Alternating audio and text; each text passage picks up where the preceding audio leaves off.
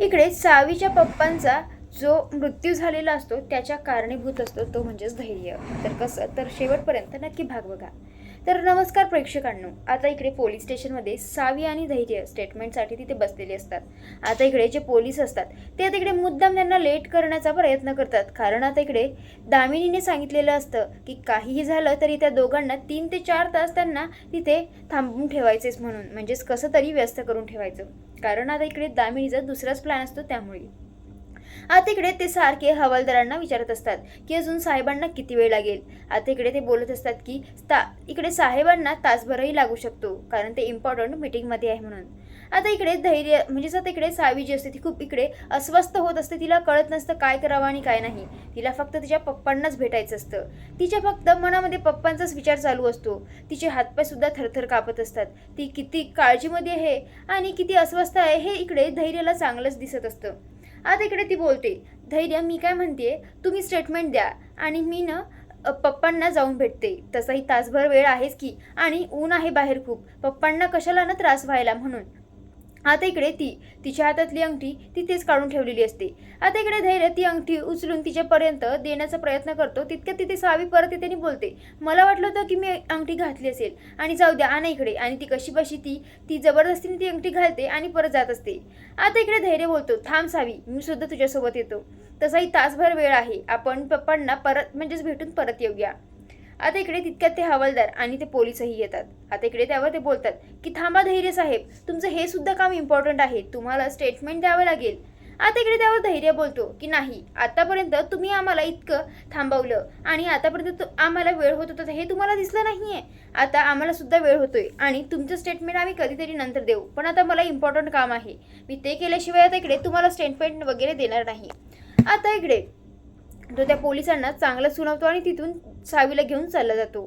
तर आता इकडे दुसरीकडे आता इकडे सावीचे जे वडील असतात ते विचार करत असतात की काहीही झालं तरी मी आता आज धैर्यरावांना आणि सावीला सगळं काही सत्य सांगूनच टाकेल. दुसरीकडे आता इकडे सावीची आई जी असते ती तिच्या बाबांना आवडणारी कोथिंबीर वडी आता इकडे करत असते. तितक्यात तिचा भाऊ येतो आणि बोलतो, काय आई, आज कोथिंबीर वडी, आज काय स्पेशल. आता इकडे त्यावर ती बोलते की अरे काही नाही, मी 3-4 दिवसांपासून म्हणत होते करते करते करते, पण वेळच मिळत नव्हता. पण मग मी आज ठरवलंच की काहीही झालं तरी यांना आवडते ना, तर आज बनवायचीच म्हणून.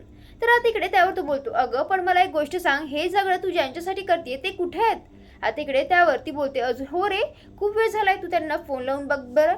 आता इकडे तो फोन लावण्याचा प्रयत्न करतो पण फोन काही लागत नसतो. आता इकडे ते बघून आता इकडे तिला काळजी वाटत असते. त्यावर तो बोलतो, हे बघ आई, तू काळजी करू नको, मी त्यांना परत ट्राय करतो. आता इकडे त्यांना म्हणजेच तिला भीती वाटत असते. आता इकडे दुसरीकडे धैर्य आणि सावी आता इकडे तिच्या पप्पांना भेटायला तर निघालेली असतात, पण आता इकडे ते लोकेशन खूप दूर असतं. आता इकडे सावीच्या मनामध्ये एकूण एक म्हणजे वेगळे वेगळे असे विचार येत असतात. तिला भीती वाटत असते, पप्पांना काही होणार तर नाही ना. आता इकडे ती खूप विचार करत असते. आता इकडे ती तिच्या फोनमध्ये पप्पांचा फोटो बघत असते. पप्पांना फोन लावण्याचा प्रयत्न करते पण आता इकडे तो काही लागत नसतो. आता इकडे दुसरीकडे सावीचे जे वडील असतात ते आता बघत असतात की खूप वेळ झालाय तरी सुद्धा हे दोघं आलेलेच नाहीत आणि का नसेल आलेत, आणि म्हणून आता इकडे ते बघत असतात. तर त्यांच्या मोबाईलमध्ये रेंज नसते. आता इकडे ते म्हणजे शोधत असतात कुठे रेंज मिळते का म्हणून. आता इकडे कुठेतरी त्यांना रेंज मिळालेली असते आणि ते सुद्धा इकडे सावीला फोन करण्याचा प्रयत्न करतात, पण आता इकडे सावीचा फोन लागत नसतो. तर इकडे सावीने ट्राय केल्यावर त्यांचा फोन एंगेज येत असतो. आता इकडे धैर्याला सुद्धा कळत नसतं की आता इकडे त्याने काय करावं आणि काय नाही. तो बोलत असतो, हे बघ सावी, आपण पप्पांना भेटूया, नंतर लगेचच दवाखान्यामध्ये जाऊया. आता इकडे तिचं काही लक्ष धैर्याकडे नसतंच. आता इकडे त्याला चांगलं दिसत असतो, तो फक्त एकटाच बडबड करत असतो, पण इकडे म्हणजे सावीचं लक्ष तिच्या फोनकडे तिच्या पप्पांच्याच विचारात असतं. आता एकदम तो गाडी थांबवतो आणि बोलतो की सावी, हे बघ, आधी तू शांत हो बरं, तू किती स्ट्रेस घेतीयस, किती अस्वस्थ वाटतीयस, हे बघ, असं पप्पांना आवडणार आहेस का. आता इकडे ती बोलत असते, हे बघा धैर्य, आता ही बोलत बसायची वेळ नाहीये, प्लीज लवकर चला, माझं मनाधीच मला खूप भीती वाटतीये. आता इकडे ती खूप सांगण्याचा प्रयत्न करते. तो बोलतो, हे बघ सावी, आधी तू शांत हो, मेडिटेशन कर 10 मिनिटं, मोठा श्वास घे, नंतरच आपण पुढे निघूया. आता इकडे दुसऱ्याकडे तिला काही दिसत नाही. आता एकदम ती मनाला शांत करते आणि बोलत असते, सावी टेन्शन घेऊ नको, काहीही वाईट होणार नाही, सगळं काही चांगलंच होणार. तितक्यात तिकडे धैर्य बोलतो की मी तुझ्यासोबत काही होऊ देणारही नाही, जोपर्यंत मी तुझ्यासोबत आहे तोपर्यंत काहीच होणार नाही, एवढं लक्षात ठेव. आता इकडे कसे बसे ते परत निघतात. आता इकडे धैर्य विचार करतो की दिवसेंदिवस हिचं टेन्शन घेणं जास्तच वाढतंय, हिला लवकरात लवकर हॉस्पिटलमध्ये न्यायला हवं. आता इकडे दुसरीकडे आता इकडे तिथे दामिनी आलेली असते. आता इकडे ती बोलत असते, काय मग नाईक, आणि तुला मी किती वेळा म्हटलं की ते पूर्ण पुरावे माझ्याकडे दे, तरी सुद्धा तुला समजलं नाही का. आता इकडे त्यावर तो बोलतो की तुम्ही जरा शांत बसा आणि तुम्हालाही कळायला हवं ना, तुम्ही मला आधीही मारण्याचा प्रयत्न केलाय, पण देवाला सुद्धा माहिती आहे की सत्याची बाजू कधीही पलटत नसते, आणि म्हणून आज मी तुमच्या समोर आहो. आता इकडे दामिनी बोलत असते, काय मग तुम्हाला तर विचार पडलाच असेल ना की मला कसं काय माहिती माझ्या मुलाला आणि माझ्या सुनीला तुम्ही कुठे बोलवलंय भेटायसाठी. अहो तुम्ही विसरताय वाटतं, तुमची म्हणजे तुमची लेक आता आमची सून आहे. तुमची लेक आमचं सरनेम लावतीये. इतकंच नाही तर आम्ही एका छताखाली राहतो आणि आम्हाला माहिती नसणार असं कसं होणार बरं. आता इकडे ती त्यांना खूप धमक्या देत असते आणि आता इकडे त्यांच्या झोळीमध्ये ते सगळे काही पुरावे ठेवूनच असतात. आता इकडे त्यावर तो बोलतो की मी नाही भीत तुमच्या अशा या पोकळ धमक्यांना. आता इकडे त्यावर ती बोलते की आता परत पुन्हा एकदा मरायला तयार हो. आता इकडे दुसरीकडे इकडे सावी टेन्शन घेत असते. ती बोलत असते की सगळं काही चांगलं सुरू होतं आणि तिला आठवतं की कशा प्रकारे त्यांच्या या नात्याला तिच्या पप्पांनी स्वीकारलं. इतकंच नाही, ते शेवटी हेही बोलले होते की मी शोधूनही म्हणजेच मी शोधलंच असतं तरी सुद्धा मला धैर्यरावांसारखा जवाई मिळाला नसता. खरंच तू खूप नशिबानीच पोरी. आणि तिकडे तिला सगळं काही तिच्या पप्पांसोबत घालवलेले क्षण आठवत असतात. आता इकडे तिला असं वाटत असतं केव्हा आपण पोहोचू आणि केव्हा नाही.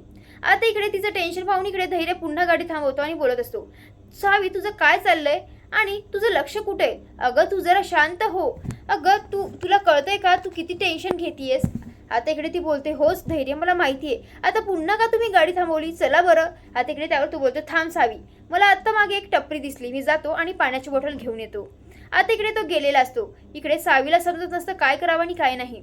इकडे सावीची जी साडी असते आता इकडे धैर्याच्या वॉचमध्ये अटकते. तिच्या डोळ्यामधून अश्रू असतात कारण ती बोलत असते की काही झालं तरी लवकरात लवकर आपल्याला पोहोचायला हवं. आता इकडे धैर्य तिचं काही ऐकतच नसतो, त्याला फक्त पाण्याचीच बॉटल आणायची असते. आता इकडे तो तिच्या त्याच्या वॉचमध्ये अडकलेला पदर काढतो आणि तिचे डोळे वगैरे पुसताना बोलतो की सावी तू शांत हो आणि मन शांत कर, मी आता पाण्याची बॉटल घेऊन लगेचच येतो. ती बोलते की धैर्य लवकर या प्लीज. आता इकडे ती एकटीच असते. आता इकडे ती बाहेर निघून बघते आणि ती विचार करत असते माझ्या पप्पांचं लोकेशन इथेच कुठेतरी आहे आणि मी आता इकडे धैर्याची वाट नाही बघू शकत, आणि म्हणून तिकडे ती पळत सुटते, ती म्हणजेच पप्पांच्या दिशेने. आता इकडे धैर्य येतो आणि त्याला दिसतं इथे तर सावी नाहीये. आता इकडे तो फोन लावण्याचा प्रयत्न करतो तर फोनही तिने तिथेच ठेवलेला असतो गाडीमध्ये. आता इकडे तो सगळ्या रस्त्याने तिचा फोटो दाखवत असतो आणि तिथल्या लोकांना विचारत असतो की तुम्ही या मुलीला कुठे बघितलं का म्हणून. आता इकडे कोणीच त्याला सांगत नसतं, कोणालाच माहिती नसतं की ही कुठे गेलेली आहे. आता इकडे हा भाग इथे संपतो. पण मात्र आता इकडे धैर्यने आता इकडे धैर्य मुजुमदारांच्या आईने इकडे दामिनीने आता इकडे सावीच्या वडिलांचा ॲक्सिडेंट केलेला असतो. सरळ ती गाडी नेते आणि त्यांच्या अंगावर उलटवते आणि आता इकडे त्यांचा ॲक्सिडेंट होतो आणि हे सगळं काही इकडे सावी आणि धैर्याच्या डोळ्यासमोर होतं. पण आता प्रेक्षकांनो तुम्हाला हा भाग कसा वाटला नक्की आम्हाला कमेंट करून कळवा. धन्यवाद.